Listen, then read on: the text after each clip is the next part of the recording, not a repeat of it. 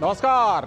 हमारे विशेष कार्यक्रम जनादेश में आप सभी का बहुत बहुत स्वागत है। मैं हूं लाल चंद्र सिंह, आप देख रहे हैं डीडी न्यूज। जनादेश यानी लोकसभा चुनावों की स्पष्ट और निष्पक्ष खबरें। आज लोकतंत्र के महापर्व की शुरुआत हो गई। देश में पहले चरण के लिए मतदान हुआ। मतदान को लेकर लोगों में जबरदस्त उत्साह नजर आया। साथ ही मतदान केंद्रों पर लंबी लंबी कतारें नजर आई। तो क्या रही दिन भर की चुनावी हलचल, साथ ही जानेंगे जमीनी सियासी हकीकत भी और मौजूदा समीकरण किस ओर इशारा कर रहे हैं। तो आइए शुरुआत कर लेते हैं अपने खास कार्यक्रम जनादेश की। लेकिन सबसे पहले एक नजर डालेंगे चुनावी सुर्खियों पर। छिटपुट घटनाओं को छोड़ लोकसभा चुनाव के पहले चरण के लिए शांतिपूर्ण मतदान। 21 राज्यों और केंद्र शासित प्रदेशों की 102 सीटों पर मतदाता बढ़ चढ़कर ले रहे हैं हिस्सा। अब तक त्रिपुरा और पश्चिम बंगाल में सबसे अधिक रहा है मतदान प्रतिशत।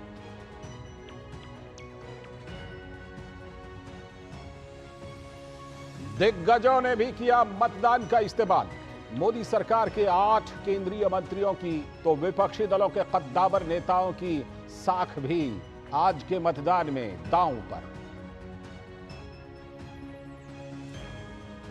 लोकतंत्र के महापर्व पर दिखी कई खूबसूरत तस्वीरें। कहीं बुजुर्ग तो कहीं दुल्हन ने विदाई से पहले अपने मताधिकार का किया प्रयोग। पहली बार के मतदाताओं में है खासा उत्साह। और अगले चरण के चुनावों के लिए भी जारी है प्रचार अभियान। पीएम मोदी ने यूपी के अमरोहा और मध्य प्रदेश के दमोह में जनसभा को किया संबोधित। तो जेपी नड्डा ने केरल के वायनाड में भरी हुंकार। तो भाई मल्लिकार्जुन खड़गे और मायावती ने भी ठोकी ताल। अमित शाह ने गांधीनगर में दाखिल किया अपना नामांकन।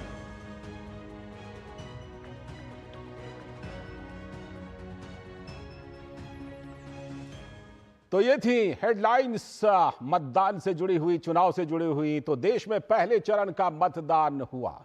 आइए देखते हैं हमारे इस विशेष कार्यक्रम में दिन भर की हलचल और क्या है जनता का जनादेश।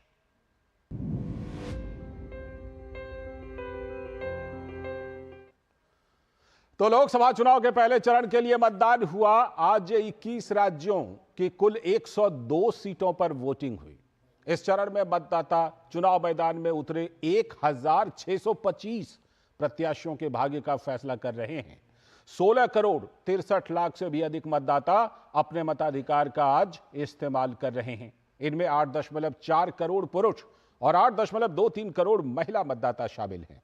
पहले चरण में थर्ड जेंडर के 11,371 मतदाता भी शामिल हैं। 35.67 लाख पहली बार वोट देने वाले मतदाता और 20 से लेकर 29 वर्ष आयु वर्ग के 3 करोड़ 51 लाख युवा मतदाता इस बार मताधिकार का प्रयोग कर रहे हैं।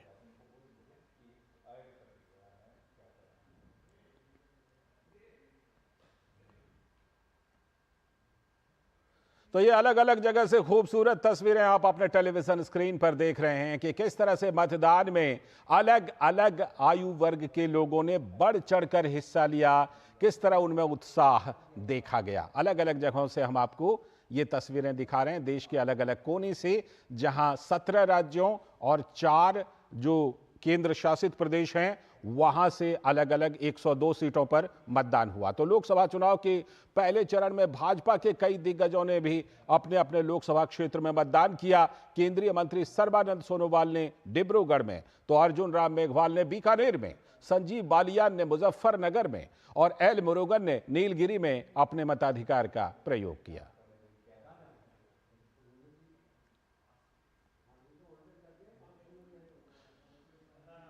तो जिस तरह से आप देख रहे हैं कि हर आम से लेकर खास में मतदान को लेकर गजब का उत्साह देखा जा रहा है और देश के कोने कोने से मतदान करने की ये खूबसूरत तस्वीरें, लोकतंत्र के महापर्व में अपनी आहुति देती हुई ये तस्वीरें कि इस महापर्व में किस तरह से लोकतंत्र में जन जन, चाहे वो आम हो या फिर खास हो, वो सभी हिस्सा ले रहे हैं।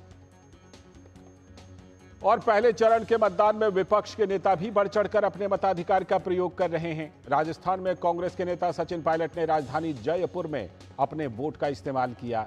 गौरतलब है कि राजस्थान के 12 सीटों पर आज ही मतदान हो रहा है। वहीं तमिलनाडु में आज सभी 39 सीटों पर मतदान हो रहा है। तमिलनाडु के मुख्यमंत्री एम.के. स्टालिन ने चेन्नई के अल्वरपेट में अपना वोट डाला।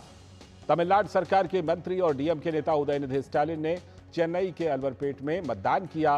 कांग्रेस नेता कार्ति चिदम्बरम ने भी तमिलनाडु के शिवगंगा में अपने मताधिकार का प्रयोग किया। गौरतलब है कि चुनावी संग्राम में कई दिग्गज उतरे हैं। तमिलनाडु में डीएमके की मौजूदा सांसद और थुथुकुडी सीट से उम्मीदवार कनिमोझी ने चेन्नई के मतदान केंद्र पर अपना वोट डाला। असम में जोरहाट लोकसभा सीट से कांग्रेस उम्मीदवार गौरव गोगोई ने भी अपना वोट डाला। उन्होंने लोगों से वोट डालने की अपील भी की। तो ये तस्वीरें जिस तरह से कि विपक्ष के बड़े नेताओं ने भी अपने मताधिकार का प्रयोग किया, मतदाताओं को पैगाम दिया कि वो भी अपने वोट का इस्तेमाल करें।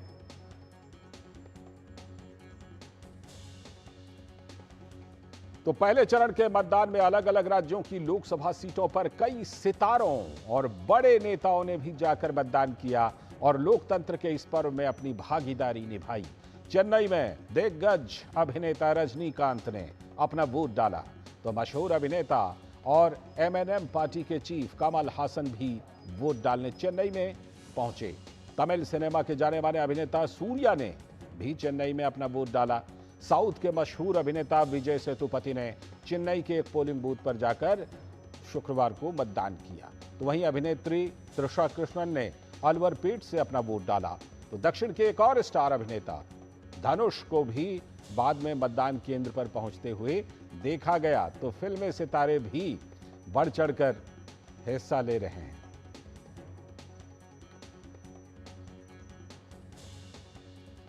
तो देश के अलग अलग कोने में ये मतदान चल रहे हैं और मतदान को लेकर क्या कुछ रहा, क्या कुछ चल रहा है देश के कोने कोने अलग अलग हिस्सों में, हमारे संवाददाता हमारे साथ जुड़ रहे हैं जो हमें बिल्कुल अपडेट देंगे, लाइव अपडेट देंगे कि इस समय क्या कुछ चल रहा है। नीरज सिंह हमारे साथ दिख रहे हैं और अनुज यादव भी हमारे साथ दिख रहे हैं।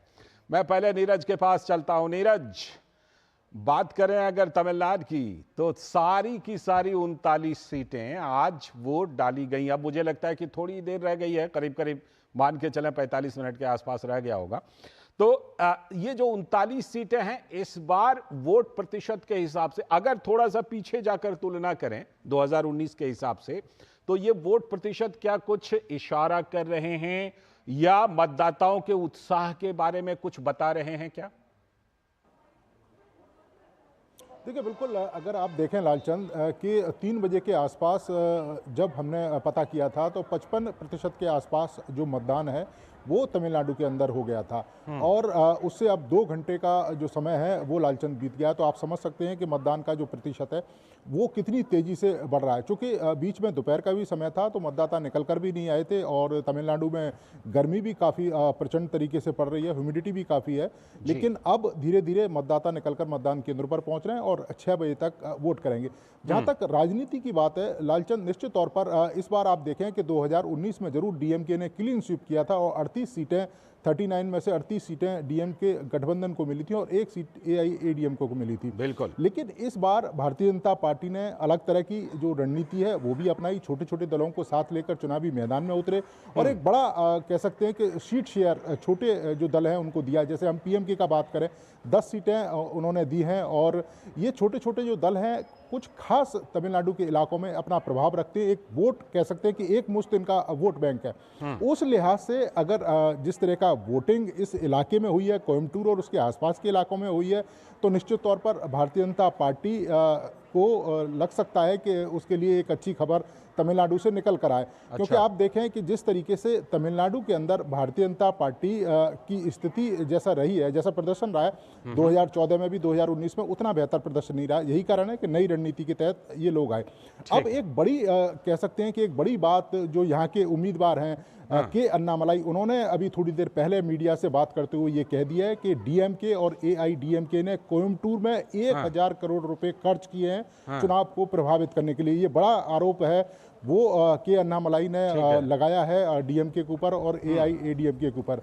डीएमके की तरफ से भी और एआईएडीएमके की तरफ से जिस तरीके का प्रचार और कैंपेन यहाँ पर की जा रही है, तो तीनों ही जो पॉलिटिकल पार्टियां अपनी अपनी जीत के दावे कर रही हैं। लेकिन इतना जरूर है कि इस बार तमिलनाडु के जो नतीजे हैं वो थोड़े से चौंका सकते हैं और हो सकता है कि कुछ राष्ट्रीय पार्टी तमिलनाडु में कुछ जो टेक है वो ले सकती है। इससे पहले कोई भी राष्ट्रीय दल तमिलनाडु के अंदर अपनी जगह नहीं बना पाया। ठीक, मैं लौटता हूं आपके पास, अनुज के पास चलते हैं। अनुज, जो मुजफ्फरनगर में पश्चिमी उत्तर प्रदेश में, क्योंकि आज भी उत्तर प्रदेश की भी 8 सीटों पर मतदान हो रहे हैं, तो अनुज यादव हमारे संवाददाता मुजफ्फरनगर से जुड़ गए हैं।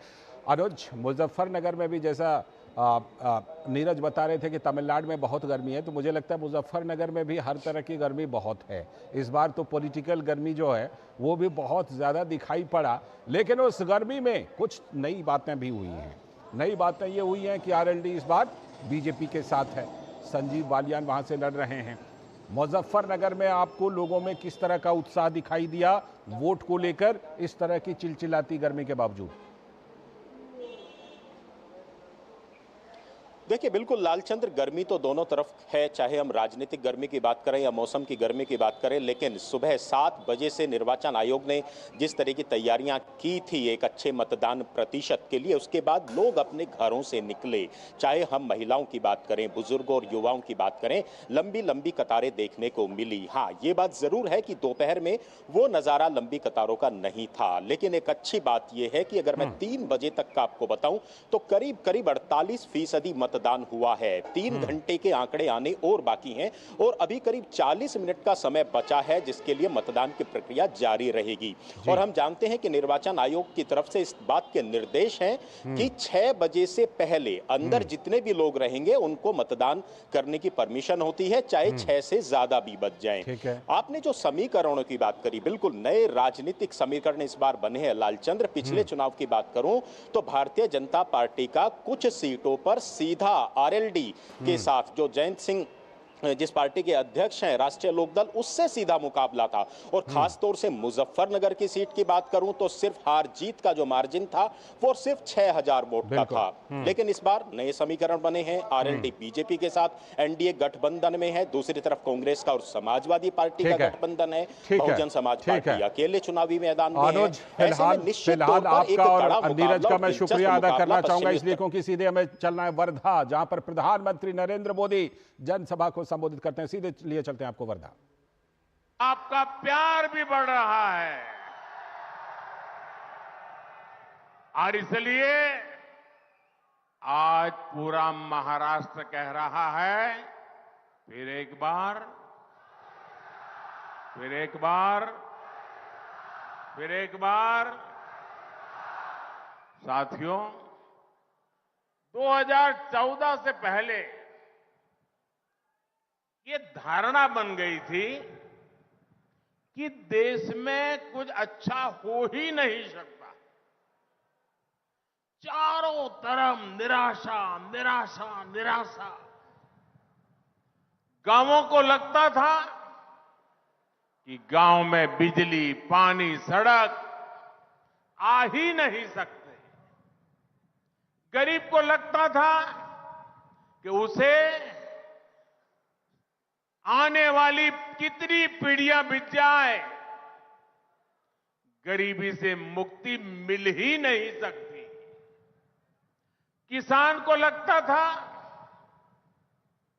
कि बदहाली शायद उसकी नियति है, कितनी ही मेहनत क्यों न करे, भाग्य बदलता नहीं है। महिलाओं को लगता था कि उनकी तकलीफें कभी कोई समझेगा ही नहीं। लेकिन भाइयों बहनों, जिसको किसी ने नहीं पूछा, जिसको किसी ने नहीं पूछा, उसको गरीब के इस बेटे ने पूजा है।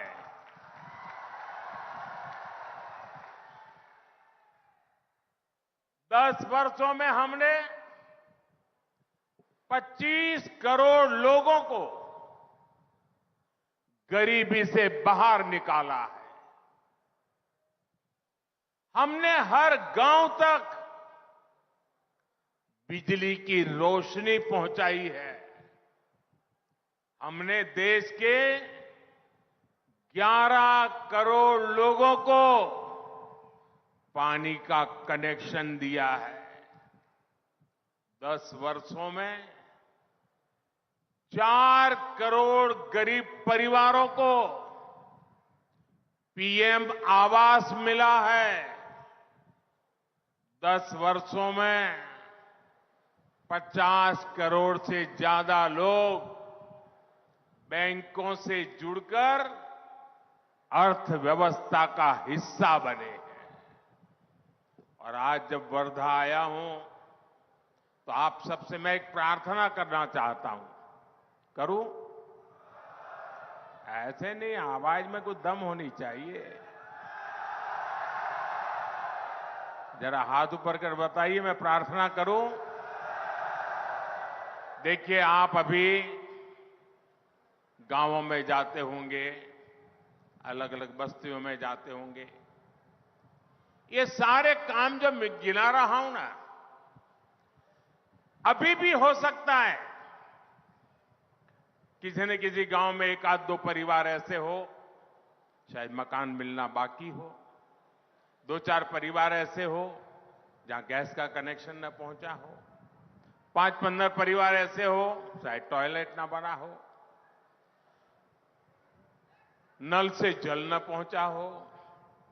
मेरी आपसे एक प्रार्थना है, आप मेरे प्रतिनिधि हैं, मेरे लिए आप ही मोदी है।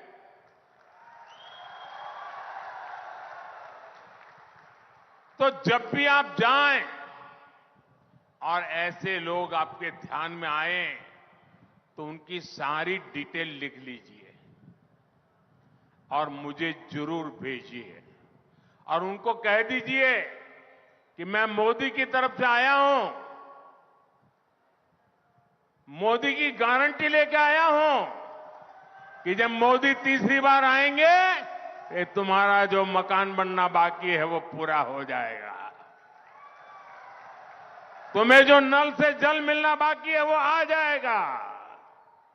तो मेरा एक काम कर दोगे? क्योंकि मुझे हर किसी की सेवा करनी है और आप मोदी बनके मेरी मदद करिए। करेंगे? साथियों, आज आत्मविश्वास से भरा ये देश अब मोदी की गारंटी देख रहा है।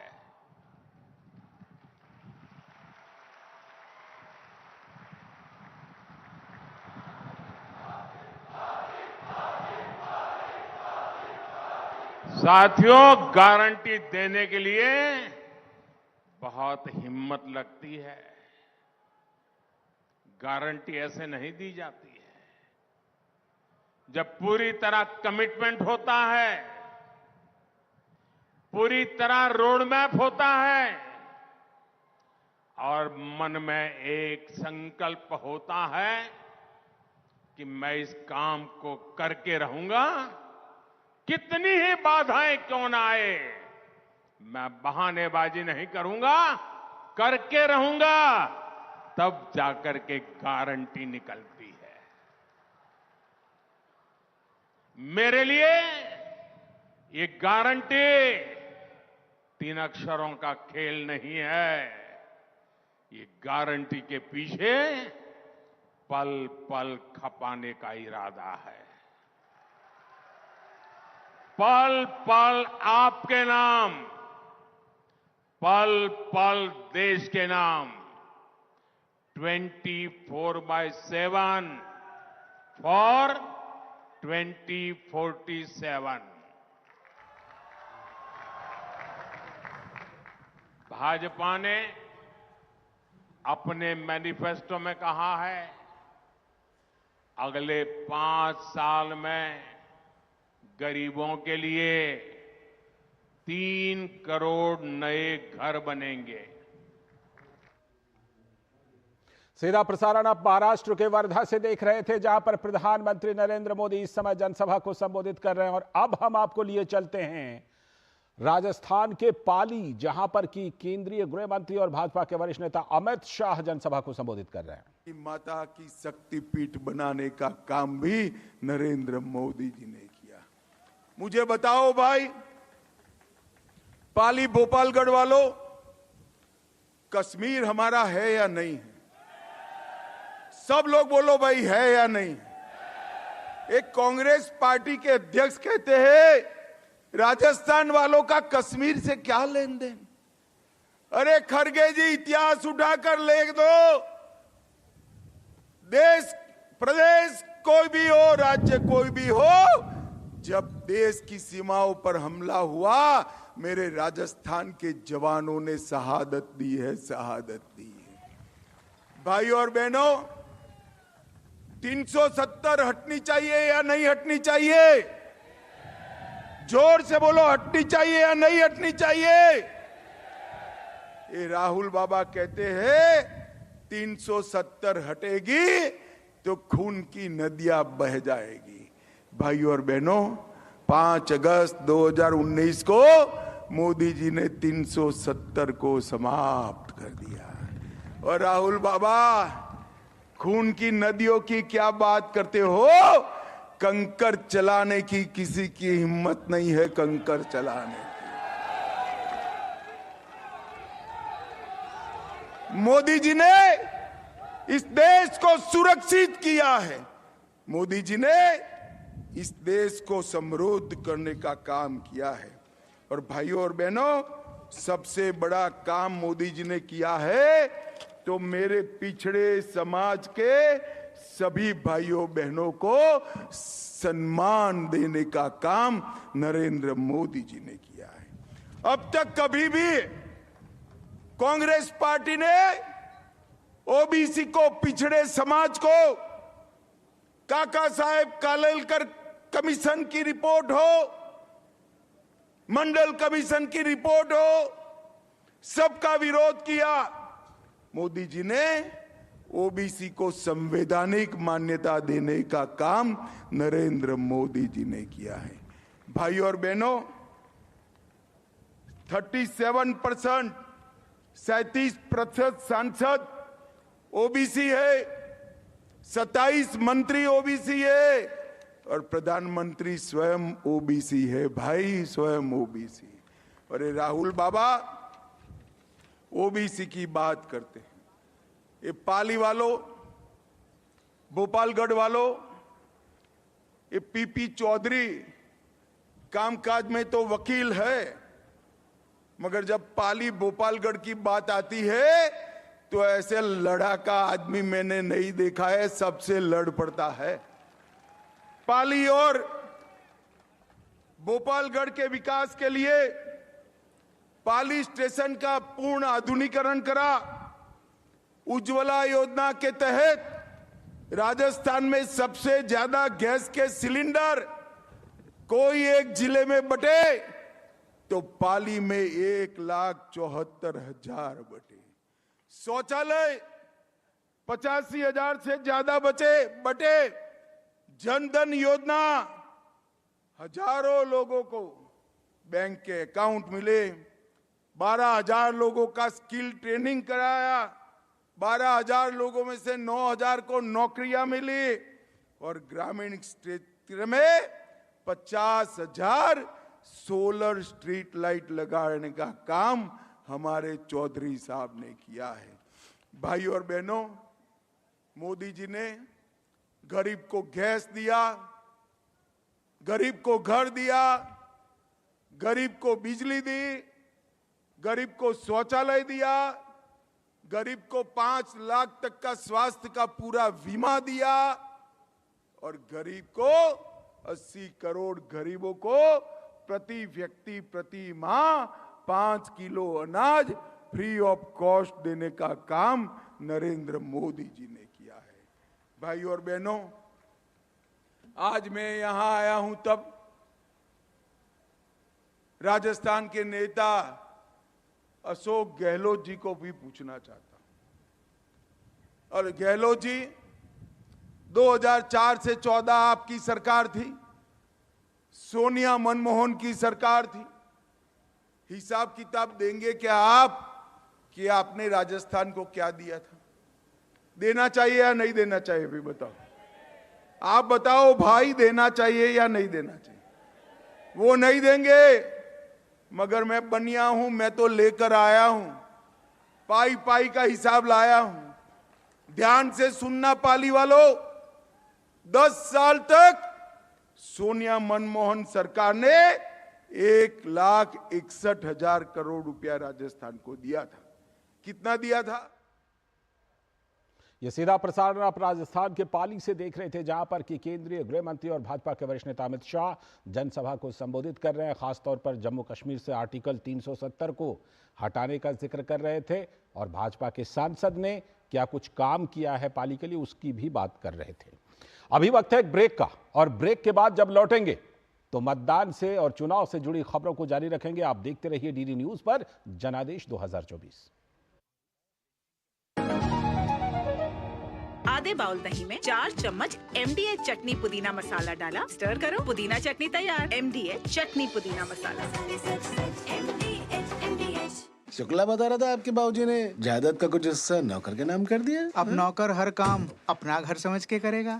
समरकूल, जो हर दिल करे कबूल।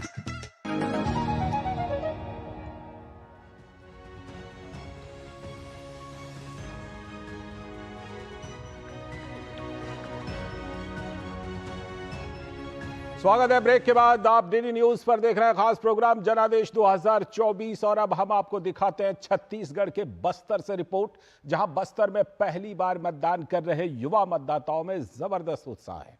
ऐसे ही युवा मतदाताओं से बात की डीडी न्यूज की टीम ने। इस वक्त हम बस्तर लोकसभा के फरसगुड़ा इलाके में मौजूद है। यहाँ पर कुछ युवा मतदाता हैं जो फर्स्ट टाइम वोट करने के लिए आए हुए हैं, उनसे बात करते हैं। क्या नाम है भी आपका? मेरा नाम मोहित मंडल है। फर्स्ट टाइम वोट कर रहे हैं जी। कैसा महसूस कर रहे हैं और किन मुद्दों को लेकर आपने वोट करने आए हैं? जी, बहुत ही अच्छा महसूस कर रहे हैं और देश को विकसित करने के लिए वोट। और घर में कितने सदस्य हैं, वो लोग वोट कर लिए? जी नहीं किए हैं अभी आएंगे कुछ देर बाद। ठीक है, आपका क्या नाम है? मेरा नाम तनवीर ध्रुव है। वोट कर लिया आपने? हाँ, वोट कर लिया मैंने। किन मुद्दों को लेकर वोट करने आए हैं? मतलब जो सरकार है बहुत अच्छे से कार्य कर रही हैं और जो हमारे जो माताएं हैं वो भी बहुत खुशी हैं कि कार्य अच्छी हो रही है करके। तो और क्या क्या सोचते हैं मतदाताओं के लिए, मतलब अच्छे भविष्य के लिए किस तरह का प्रयास होना चाहिए? वही तो, भविष्य अभी बहुत अच्छा ही चल रहा है और आगे भी अच्छे ही चलेगी। तो जो सरकार है वो बहुत अच्छे ही कार्य कर रहे हैं अभी। तो ये युवा मतदाता है जो फर्स्ट टाइम वोट करने आए हुए हैं और इनमें जबरदस्त उत्साह भी देखने को मिल रहा है और ये बेहतर भविष्य के लिए यहाँ पे अपना वोट करने के लिए आए हुए हैं। Jayant Kumar Rangari, DD news, Bastar. तो छत्तीसगढ़ के उस इलाके से आपने ये रिपोर्ट देखी जहां पर कहा जाता है कि वो नक्सल प्रभावित इलाका है। अब हम आपको पूर्वोत्तर के मतदान का रंग दिखाते हैं। लोकतंत्र के इस महापर्व में लोग हर हाल में अपनी हिस्सेदारी निभाना चाहते हैं और किसी भी तरह की मुश्किल उनके मतदान करने की प्रक्रिया में बाधा नहीं बन पा रही है। लोकतंत्र की मजबूती के जोरहाट के लोगों ने एक शानदार उदाहरण पेश किया है। लोगों ने नाव में बैठकर नदी पार की और फिर अपना मतदान किया। वोट डालना तो हमारा एक फर्ज है जी, तो डालना पड़ेगा। लगा 1 घंटा से ज़्यादा लगा। 8:30 फेरी स्टार्ट दिया था, अभी पहुंचा 10 बजे तो हो गया। यहाँ वहाँ गुवाहाटी से तो 7 आवर्स लगा यहाँ पर और अभी तो 35 किलोमीटर जाना है थ्रू बूथ से। बहुत इम्पोर्टेंट है, सबको वोट देना चाहिए। आइए सब लोग, हम लोगों को चेंज चाहिए, वोट दीजिए, एक एक्स्ट्रा माहौल क्रिएट कीजिए। जैसा कि हमारा ऐसा हो रहा है ना, तो अच्छे से वोट दीजिए, मतलब विवेक वोट। देखिए, इसमें शहरों में खास तौर पर उन लोगों के लिए पैगाम है जो अपने घरों में बैठे रह जाते हैं लेकिन वोट करने नहीं जाते। तो देश भर में आम चुनाव के पहले चरण का मतदान जारी है, तो पोलिंग बूथों पर मतदाताओं का उत्साह जबरदस्त देखने को बन रहा है। पोलिंग बूथों पर कई जगहों पर नवविवाहिता भी वोटिंग करने पहुंच रहे हैं।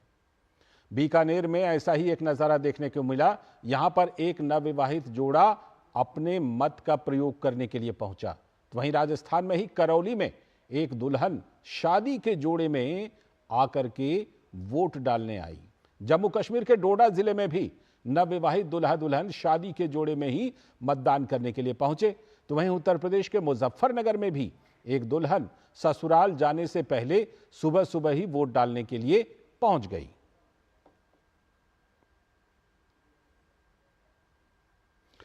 जुड़ते हैं अपने संवाददाता निशांत राय से, जो कि हमारे साथ जुड़ चुके हैं इस खबर पर और ज्यादा जानकारी के साथ। निशांत हैं हमारे साथ।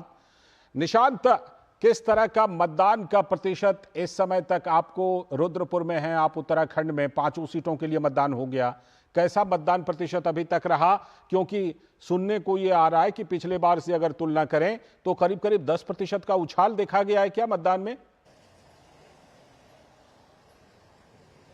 देखिए, अभी तक 3 बजे के आंकड़े जो हैं वो निकलकर सामने आए हैं। 3 बजे तक 45% के आसपास पूरे उत्तराखंड में मतदान हुआ था और अभी 5 बजे के जो आंकड़े हैं आधिकारिक तौर पर वो निकलकर सामने नहीं आए। उसी का इंतजार है, जल्दी वो आंकड़े हमारे सामने होंगे। इस समय मैं रुद्रपुर में एक बूथ पर हूं। हालांकि यहां पर आपको दिखलाना चाहूंगा कि पोलिंग जो है अब बंद की जा चुकी है। यहां पर जो लोग हैं वो जा चुके हैं। अब जो तमाम ईवीएम है उसको अंदर समेटने का काम चल रहा है और जो फोर्स है यहाँ पर, जो पुलिस के अधिकारी हैं वो मौजूद हैं। किसी को अंदर नहीं जाने दिया जा रहा है। सीधे तौर पर कहा जा सकता है कि चुनाव आयोग की जो गाइडलाइन थी उत्तराखंड को लेकर 7 बजे से लेकर 5 बजे तक की वोटिंग होनी थी, वो उत्तराखंड में हो चुकी है।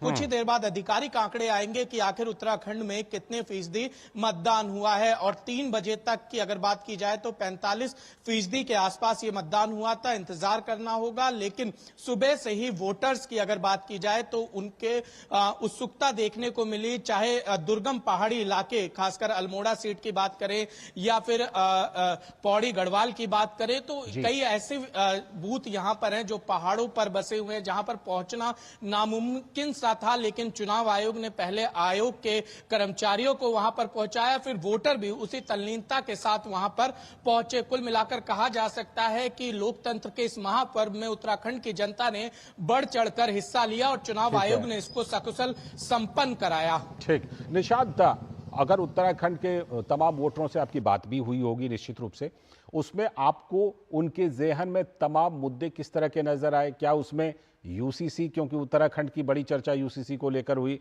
यूसीसी समेत तमाम मुद्दे उनके ज़हन में नजर आए जब वो मतदान करने के लिए पहुंचे थे?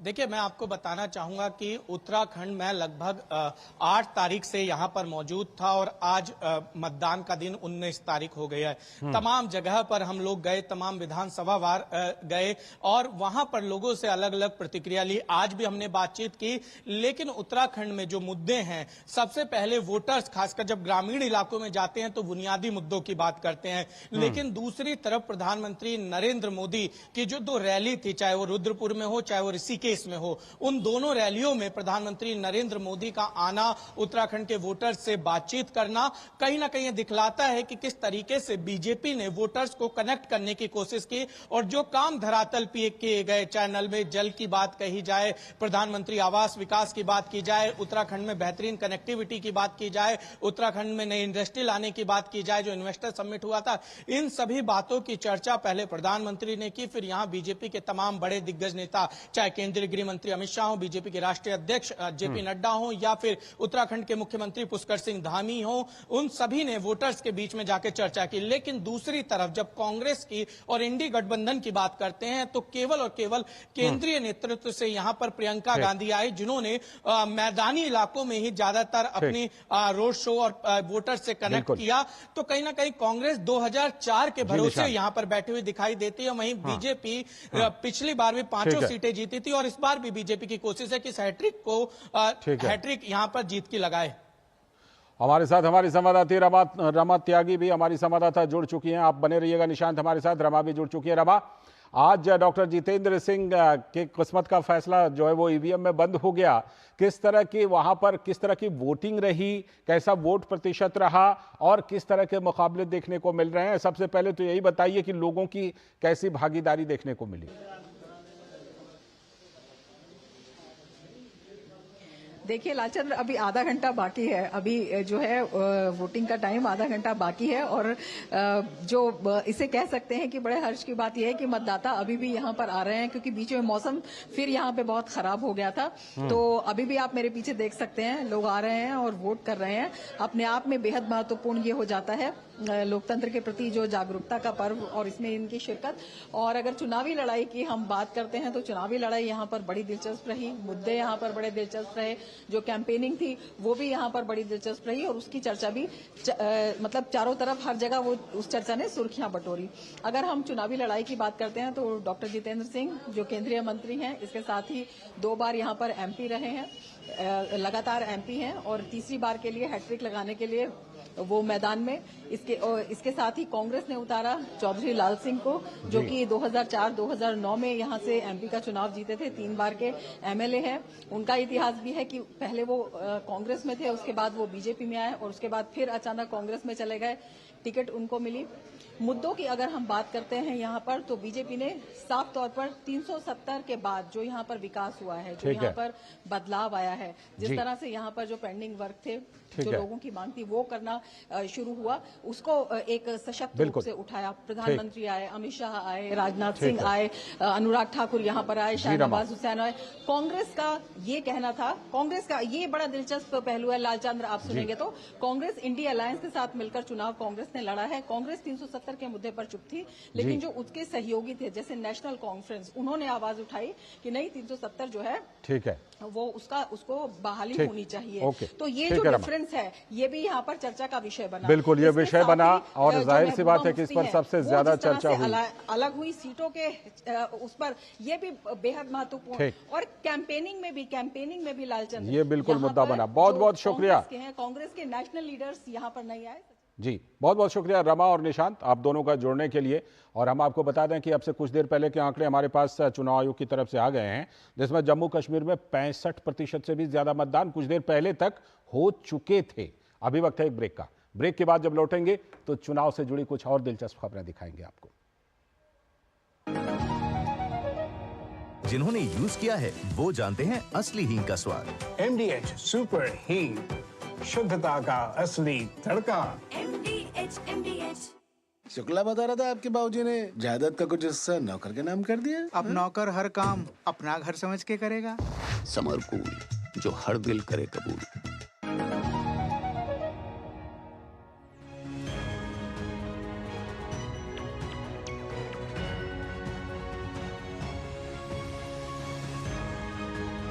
स्वागत है ब्रेक के बाद एक बार फिर से आपका डीडी न्यूज पर। आप देख रहे हैं जनादेश 2024 पर विशेष कार्यक्रम और अब हम आपको कुछ दिलचस्प खबरें दिखाते हैं चुनाव से जुड़ी हुई। लोकसभा के प्रथम चरण में आइए देखते हैं कि किन किन उम्मीदवारों के बीच मुख्य मुकाबला है। देखिए आप अपने टेलीविजन स्क्रीन पर अर्जुन राम मेघवाल बनाम गोविंद राम मेघवाल, ये बीकानेर राजस्थान से एक दूसरे के सामने हैं।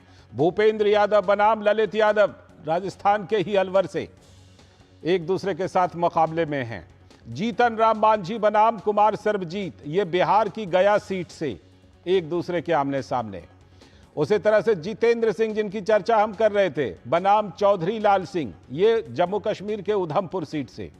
असम के डिब्रूगढ़ में सर्बानंद सोनोवाल पूर्व मुख्यमंत्री और केंद्रीय मंत्री और दूसरी तरफ लोरेन ज्योति गोगोई।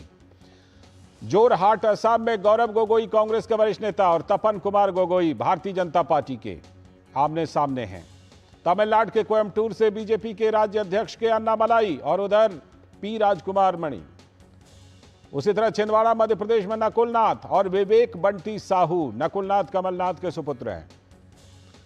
सहारनपुर उत्तर प्रदेश में राघव लखनपाल और इमरान मसूद आमने सामने हैं। ठीक उसी तरह से उत्तर प्रदेश के मुजफ्फरनगर में संजीव बालियान और उधर हरेंद्र मलिक सपा से। जितिन प्रसाद पीलीभीत से उत्तर प्रदेश में और उधर भगवत शरण गंगवार सपा से। बिजनौर उत्तर प्रदेश में आरएलडी के चंदन चौहान और दूसरी तरफ दीपक सैनी सपा के। महाराष्ट्र नागपुर में केंद्रीय मंत्री नितिन गडकरी सामने में विकास ठाकरे कांग्रेस के। अरुणाचल पश्चिम से किरेन रिजिजू केंद्रीय मंत्री बनाम नबाम टुकी कांग्रेस के। बीकानेर राजस्थान जैसा हम बता चुके हैं, अर्जुन राम मेघवाल केंद्रीय मंत्री बनाम गोविंद राम मेघवाल कांग्रेस के।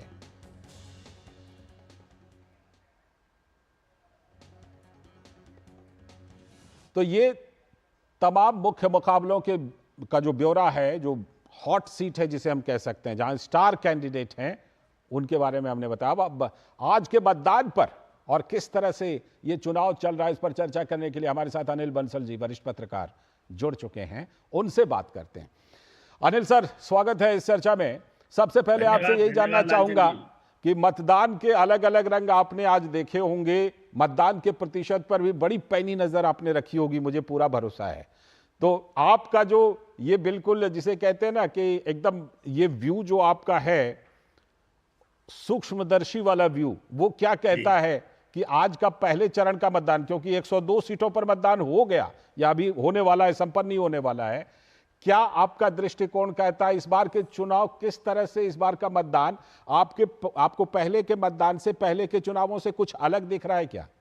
नहीं, देखिए, मतदान जो है पहले से ऐसा लगता नहीं कि कम होगा, क्योंकि अभी बहुत ज्यादा गर्मी नहीं है। जो बाद के चरण होंगे उन पर गर्मी का प्रभाव पड़ सकता है। मई और जो अभी तो हमारे उत्तर भारत में कहीं लू भी नहीं चली है, तो सुबह से लोग थे और 3 बजे तक ज्यादातर जगहों पर 45, 48, 50% मतदान की खबरें आ रही थी। तो उससे लगता है कि जो उत्तर प्रदेश की 8 सीटें अगर उनकी बात करें तो 60% से अधिक औसत रहना चाहिए हर सीट का, और किसी किसी का ज्यादा भी हो सकता है। और लोग जो इस बार में महसूस करता रहा, लोग खामोशी से ज्यादा है, मतलब अब लोग थोड़ा समझदार हो गए हैं। वो लड़ाई झगड़ा नहीं करते हैं, उलझते नहीं हैं। जिसके मन में जो है वो अपना मन बनाए हुए है और जाकर मतदान केंद्र पर अपना मतदान करता है। अब वोकल नहीं है लोग ज्यादा, उस तरह से उलझते नहीं है, लड़ाई झगड़ा नहीं करते हैं, और शांति सब जगह आमतौर पर। देखिए, उत्तर प्रदेश में तो वैसे भी क्योंकि योगी जी का राज है तो कानूनी व्यवस्था बेहतर ही मानी जाती है। बाकी जगहों पर भी कहीं से कोई लड़ाई झगड़े फसाद इस तरह की खबरें कहीं सुनाई नहीं दी है। तो ये बहुत अच्छी बात है, लोकतंत्र के लिए सुखद संकेत है। लोग आए, अपना मतदान कर रहे हैं, और चुनाव आयोग ने भी काफी भरसक प्रयास किए हैं कि लोग घरों से निकलें, आए। जो लोग बुजुर्ग हैं, 80 साल से ऊपर के हैं, उनके लिए घरों से मतदान की व्यवस्था पहले ही कराई गई। तो ये सब जो है पूरी व्यवस्था को देखते हुए मुझे लगता है लोकतंत्र के इस महापर्व का जो आज पहला चरण था, उसकी एक तरह से सकारात्मक ही खबरें रहेंगी, और ये उत्साहजनक है। और काफी मतदाताओं ने बढ़ चढ़कर अपने इस यज्ञ में आहुति डाली।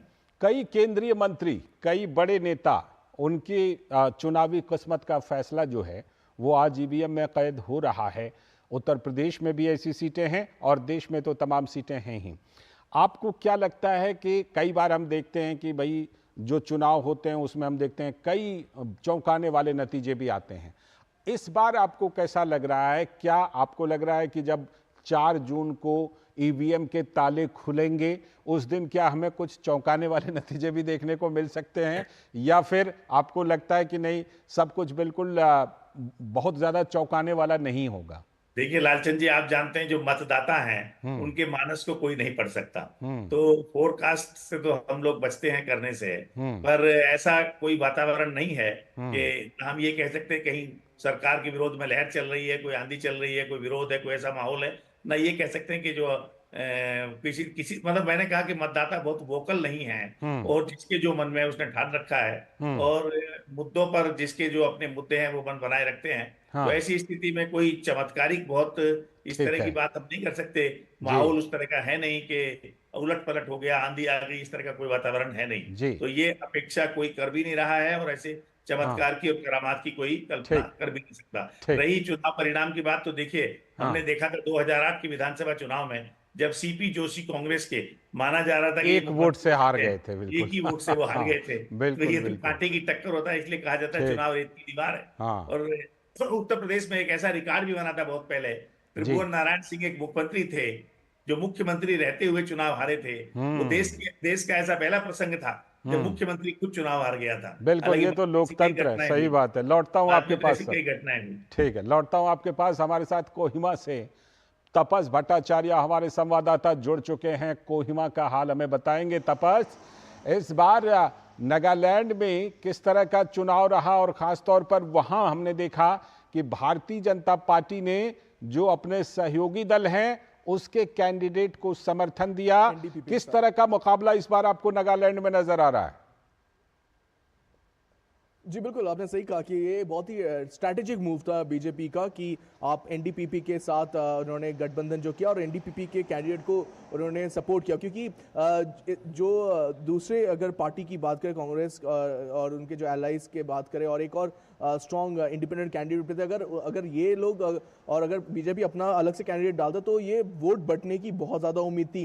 तो आखिरी में जो हुआ, पहले हो रहा था त्रिशंकु मुकाबला, उसके बाद ये दो तरफा मुकाबले में तब्दील हुआ कांग्रेस के कैंडिडेट सुपोंगमेरन जेरन के साथ और डॉक्टर मुरी के साथ जो एनडीपीपी बीजेपी गठबंधन के जो कैंडिडेट थे। तो ये दो जो मुकाबला ये दो लोगों के बीच में ही हुआ फाइनली। लेकिन इंटरेस्टिंग बात ये थी कि इस इलेक्शन में 6 डिस्ट्रिक्ट जो थे नागालैंड के, 16 टोटल डिस्ट्रिक्ट है, उसमें से 6 डिस्ट्रिक्ट खासतौर से ईस्टर्न नागालैंड के जो है ये डिस्ट्रिक्ट है, यहाँ पे वोटिंग नहीं हुई है। यहाँ पे इन्होंने इस इलेक्शन को उन्होंने एब्सटेन किया, इस इलेक्शन में वोटिंग नहीं किया। और इसके बावजूद हमें लगता है कि करीब 60% से ज़्यादा का वोटिंग अभी तक फाइनल आया नहीं है। हम लोग वेट कर रहे हैं जो फाइनल जो नंबर्स है 6:30 बजे के करीब प्रेस कॉन्फ्रेंस करेगा चीफ इलेक्टोरल ऑफिसर यहाँ के जो है वो पीसी करेंगे और उसमें बताएंगे एग्जैक्ट नंबर्स। और अभी काउंटिंग चल रही है उस चीज़ की, लेकिन हमें ये बताया गया कि उस 6 डिस्ट्रिक्ट में वोटिंग ना होने के बावजूद हमें अच्छा खासा वोटिंग देखने को मिला है।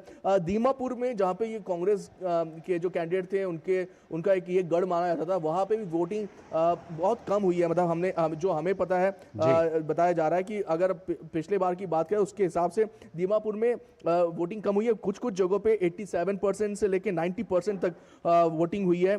खासतौर से भंडारी करके जगह एक डिस्ट्रिक्ट है, ओतोजुयू करके एक डिस्ट्रिक्ट, वहाँ पे 90% से ज्यादा हुआ है। दीमापुर की जो मैं बार बार बात कर रहा हूँ, दीमापुर में 80 का आंकड़ा नहीं टच कर पाए हैं और आसपास के और इलाके जो है वहाँ पे नहीं हुआ है। कोहिमा में इनफैक्ट वोटिंग बहुत कम हुई है अभी तक, जो हमें जो डिटेल मिल रही है शायद 55% शायद नहीं क्रॉस किया है। लेकिन लोगों में उत्साह जरूर था। सुबह के करीब हमने देखा 6:30 बजे से लोग लाइन में लगे हुए थे। बिल्कुल तपस्या, जिस तरह से नागालैंड में हमने देखा है कि वहाँ के राजनीतिक और चुनावी समीकरण जिस तरह से बदले हैं हाल के दिनों में, जिस तरह से भारतीय जनता पार्टी ने गठबंधन करके वहाँ अपने लिए जगह बनाई है, ये अपने आप में नागालैंड जो है वो एक उदाहरण है कि भारतीय जनता पार्टी वहाँ पर कई दूसरे राज्यों में, जैसे मिजोरम जैसे राज्य को भी ले लीजिए, वहाँ पर भी भारतीय जनता पार्टी अपने पांव पसार सकती है और धीरे धीरे वहां भारतीय जनता पार्टी जैसी राष्ट्रीय पार्टी के लिए गुंजाइश बनती जा रही है क्या? इसमें कोई दो राय नहीं है लालचंद जी। अगर आप देखें भारतीय जनता पार्टी का 80 से 90 के बाद जो खासतौर से जो वाजपेयी का एरा था, NDA 1 का जो एरा था, उसमें कहा जाता था कि ये काउ बेल्ट की पार्टी है, वो उसी में सीमित है। यूपी, बिहार, दिल्ली और मध्य प्रदेश, ये जो पूरा जो काउ बेल्ट बोला जाता था वहाँ पे सीमित थी। लेकिन अगर आप NDA 2 की बात करें, आप 2014 से लेके 2019 देख लें, ये लोग डाउन साउथ भी ये लोग बहुत मूव कर रहे हैं। ईस्टर्न साइड में भी आप सोचिए, बंगाल में जहां पे एक जमाने में इनका कोई वर्चस्व नहीं था, वहां पे भी अच्छी खासी टक्कर दी जा रही है। सेम वही नॉर्थ ईस्ट में भी वही हाल है। आप देखिए ये बहुत ही स्ट्रैटेजिक मूव, बार बार कह रहा हूं स्ट्रैटेजिक मूव इसलिए क्योंकि आपको पता है आपके वो एली है, तो आप अपने एली के साथ अगर खड़े होते तो वोट का बंटवारा नहीं होता और आपके जीतने की जो चांसेस है वो बढ़ जाते हैं। तो नॉर्थ ईस्ट में भी आपने पैर पसारे हैं, आपने साउथ में पैर पसारे, आप बंगाल, असम में आपने, असम, त्रिपुरा में आप सोचिए एक समय में कोई सोच नहीं सकता था कि भारतीय जनता पार्टी का वहां पे उनका राज होगा, लेकिन आज वहां पे उनकी सरकार है। तो बदल रही है, चीजें बदल रही है, देश बदल रहा है। बिल्कुल।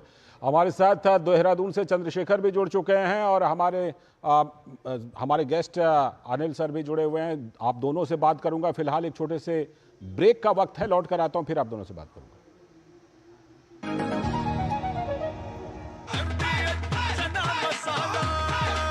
अब छोलिया हो या लोबिया, सफेद चने या काले चने, सब कुछ मजेदार बने। शुक्ला बता रहा था आपके बाबूजी ने जायदाद का कुछ हिस्सा नौकर के नाम कर दिया। अब नौकर हर काम अपना घर समझ के करेगा। समरकूल, जो हर दिल करे कबूल।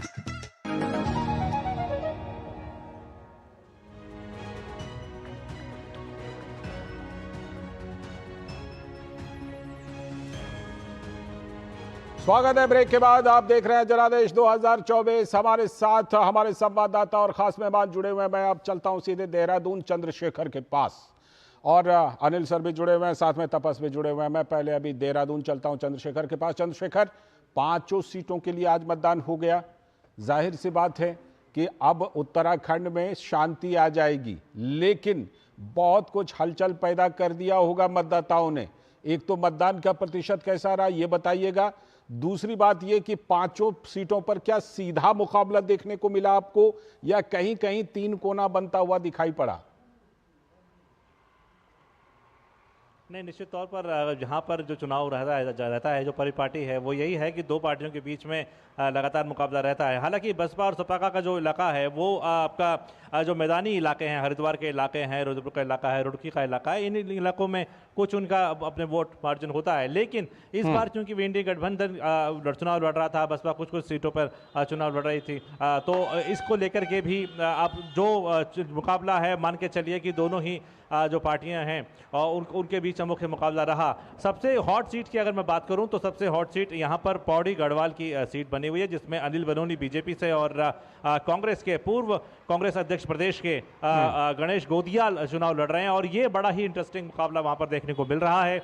इसमें ये भी देखने वाली बात होगी कि गणेश गोदियाल ने विधानसभा चुनाव में धन सिंह रावत जो कि बीजेपी के हैं और जो कि अभी राज्य सरकार में कैबिनेट मंत्री भी हैं, उनको भी काफी कड़ी चुनौती दी थी। तो ये एक इंटरेस्टिंग मुकाबला खींचतानी का वहां पर बना हुआ है और तमाम कोशिशें की हैं वहां पर। अगर देखें दिग्गज प्रचारकों की अगर बात करें तो बीजेपी की तरफ से प्रधानमंत्री ने वहां पर रैलियां की हैं, राजनाथ सिंह ने की है, अमित शाह ने वहां पर रैलियां की हैं। और दूसरी तरफ से अगर हम प्रियंका गांधी को देखें और राहुल गांधी और तमाम जो उनके छोटे जो नेता हैं उनको भी वहां पर देखा गया है कि वो वहां पर रैलियां करते नजर आए। तो ये एक दिग्गजों के बीच में जो मुकाबला था ये वहां पर देखने को मिलेगा। दूसरी तरफ आप देखिए कि हरीश रावत आप चूंकि विधानसभा चुनाव और लोकसभा चुनाव में लगातार हारने के बाद उन्होंने ये हिम्मत नहीं बनाई कि वो हरिद्वार सीट से खड़े हों। उन्होंने अपने बेटे को खड़ा किया, वीरेंद्र रावत को। और सामने कौन है? सामने है उत्तराखंड के पूर्व मुख्यमंत्री त्रिवेंद्र सिंह रावत, जिनके अपने कार्यकाल का एक ट्रैक रिकॉर्ड है और उसके साथ साथ डबल इंजन सरकार का भी उनका अपना एक ट्रैक रिकॉर्ड है। तो इन दोनों के बीच में एक मुकाबला देखने को मिल सकता है, लेकिन उतना बड़ा मुकाबला मुझे नहीं लगता कि वहां पर होगा। तो हालांकि रुड़की के आसपास के जो इलाके हैं और हरिद्वार के इलाके हैं वहां कांग्रेस का कुछ स्ट्रांग होल्ड है, जहां पर वो कुछ सीटें निकालती हैं विधानसभा की। तो ऐसे में अब देखना ये होगा कि जनता ने आज किसकी किस्मत का फैसला किया है और किसको अपना जो नेता है वहां पर चुना है रिप्रेजेंटेटिव संसद के लिए। दूसरी तरफ एक मुकाबला आप देखिए अल्मोड़ा की जो सीट है, जिसमें चंद्रशेखर आपके पास लौटता हूं। चाचा भतीजे की ये फाइट होती है हमेशा। जी लौटता हूं, आप सभी के पास लौटूंगा। अभी वक्त है एक छोटे से ब्रेक का। ब्रेक के बाद जब लौटूंगा तो चर्चा को जारी रखूं। जीरा से प्यास बुझाएं, डाइजेशन के लिए मस्त, शरीर में नमक पानी का बैलेंस बनाए।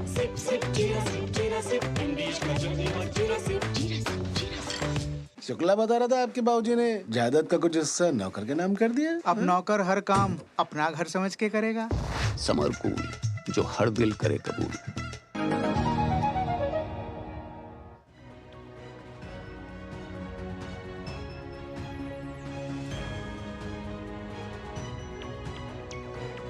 स्वागत है ब्रेक के बाद। हमारे साथ दोनों संवाददाता और हमारे खास मेहमान अनिल सर जुड़े हुए हैं। मैं सीधे पहले अनिल सर के पास चलता हूं।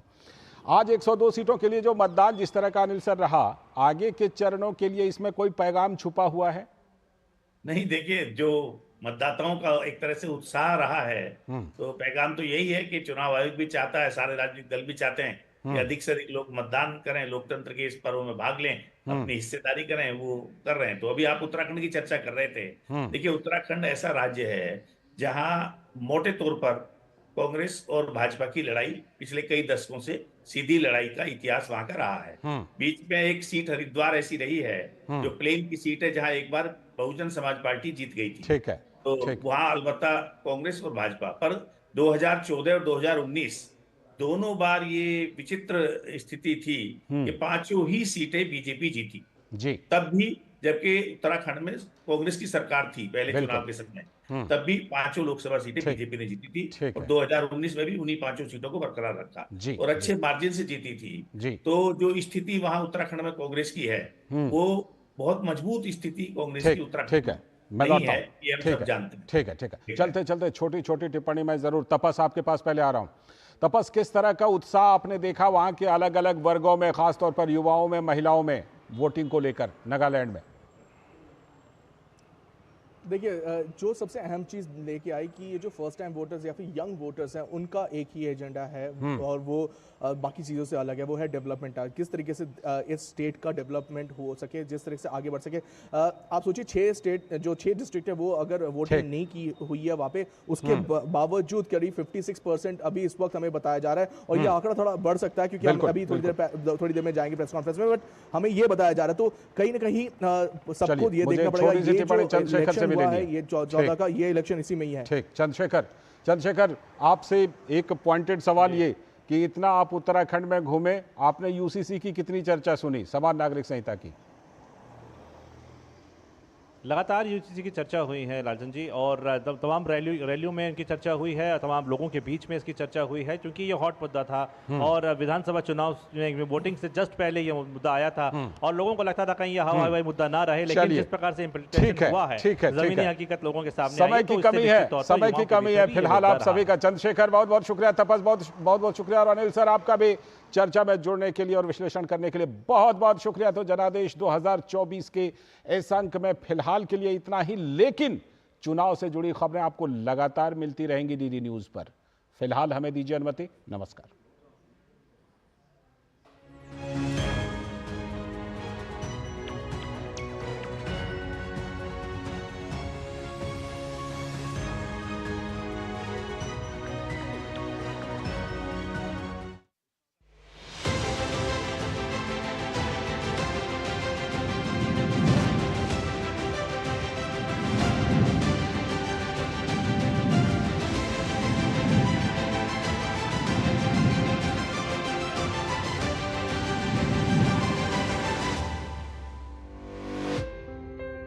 जनादेश के प्रायोजक थे MDH, बढ़िया है, शुद्ध है।